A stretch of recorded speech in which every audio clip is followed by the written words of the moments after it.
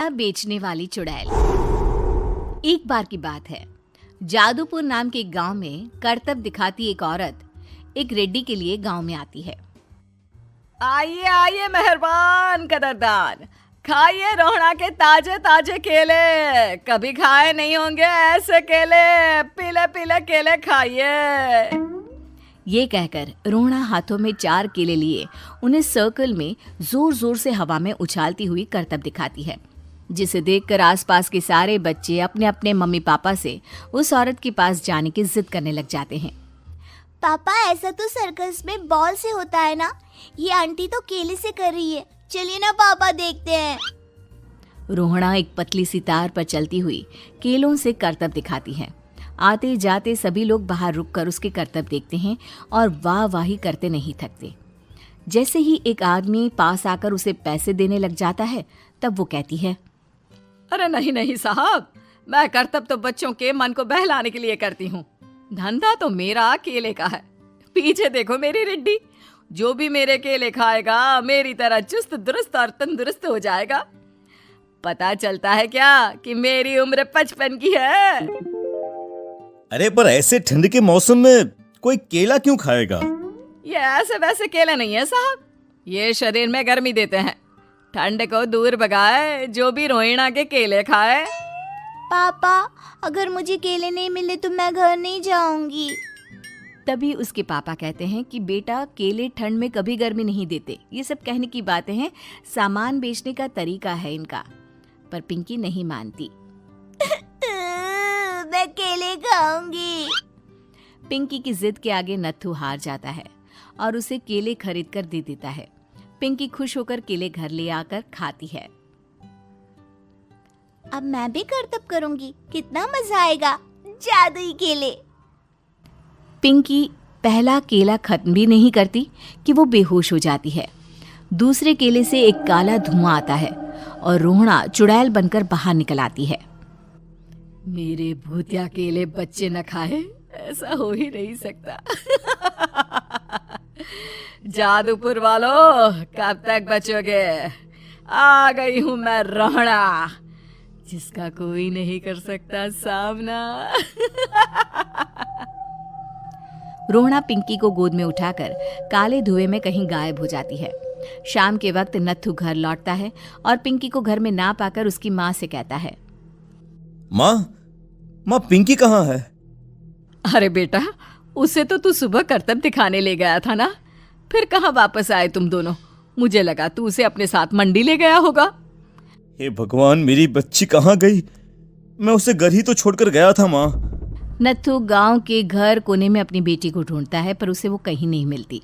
परेशान होकर आखिर रो रो कर नत्थू हिम्मत हार कर घर लौट आता है। अगली सुबह रोहड़ा फिर से करतब दिखाने आती है और इस बार पिंकी की तरह रोनी केले खरीद लेता है। 50 रुपए दिए थे पापा ने, सारे पैसों की मैंने केले खरीद लिए हैं। अब मैं भी आंटी की तरह ही करतबबाज बन जाऊंगा।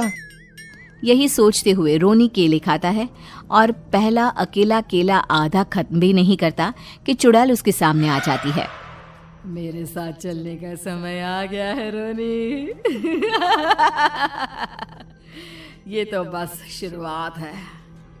अब इस गांव के सारे बच्चे धीरे धीरे मेरे कब्जे में होंगे, एक बच्चा भी नहीं बचेगा। ये कहकर रोना रोनी को गोद में लेकर काले धुएं में अदृश्य हो जाती है। इसके बाद हर रोज गांव में से कोई ना कोई बच्चा गायब होता, पर ऐसा क्यों हो रहा है किसी को भी समझ में नहीं आ पा रहा था। रोज की तरह अपनी बेटी पिंकी की तलाश में नत्थू गांव के एक तालाब के पास बैठा रो रहा था। कहाँ गई मेरी पिंकी? शकुंतला के जाने के बाद एक वही तो मेरा सहारा थी। अरे उसकी आत्मा कोस रही होगी मुझे कि मैं अपनी बच्ची को संभाल भी नहीं पाया। नत्थू ये कहता हुआ रो ही रहा था कि तभी तालाब में से उसे शकुंतला की आवाज सुनाई देती है। कहाँ थी तुम शकुंतला? हमारी बच्ची और सारे गायब हुए बच्चे रोहड़ा के कब्जे में हैं।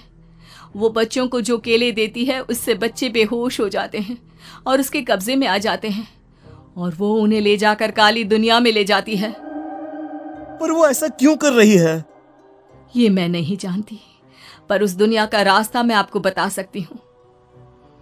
जहाँ ये नदी खत्म होती है वहाँ एक केले का पेड़ है, उसके नीचे एक दरवाजा है, वहीं से रास्ता जाता है उस दुनिया का। ये कहकर शकुंतला की आत्मा गायब हो जाती है।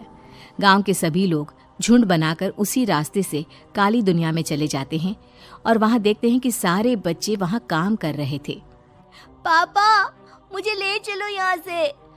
पापा पापा। सभी बच्चे अपने मम्मी पापा से लिपट जाते हैं। तो तुम लोग यहाँ तक आ गए? क्यों हमारे बच्चों को पकड़ लिया तूने? तुझे शिकार ही बनाना है तो ले, हम सब आ गए हैं, हमें खा ले। नहीं, मुझे बच्चे चाहिए, मेरे बच्चे के बदले तुम लोगों के बच्चे। क्या मतलब? मैं इसी गांव में रहने वाली एक औरत थी। केले की चोरी के इल्जाम में मेरे बेटे को गांव वालों ने इतना मारा कि वो मर गया। उसी दिन मैंने ठान लिया कि गांव वालों का भी वही हाल करूंगी। कुछ दिन बाद बेटे के चले जाने के दुख में मैं भी मर गई और मेरी भटकती आत्मा एक चुड़ैल बन गई। और फिर मैंने बदला लिया तुम सबके बच्चे छीनकर। बर्दाश्त नहीं कर पाए ना, सोचो मुझ पर क्या बीती होगी। हमें माफ कर दो रोना, पता नहीं ये किसकी गलती थी पर हम सभी माफी मांगते हैं। हमारी खुशियां लौटा दो, तुम भी तो एक माँ हो। गांव वालों की बात सुनकर रोना का मन पिघल जाता है और वो बच्चों को छोड़ देती है। उसके बाद काली दुनिया बच्चों के लिए जादुई दुनिया बन जाती है। अब कोई भी कभी भी वहां आ